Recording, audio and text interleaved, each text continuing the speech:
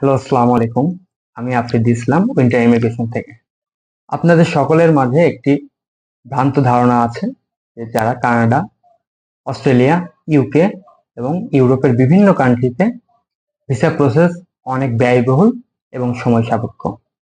আমি আগেও বলছি, এখনো বলবো, আপনাদের ধারণাটি সম্পূর্ণ ভুল।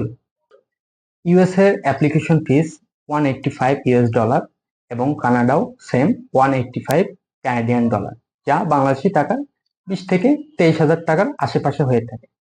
আপনার যদি 3 থেকে 4টা কান্ট্রি ভিজিট করা থাকে, তাহলে আপনিও চাইলে ইউএসএ, কানাডা, অস্ট্রেলিয়া এবং ইউকে সহ ইউরোপের বিভিন্ন কান্ট্রিতে অ্যাপ্লাই করতে পারবেন।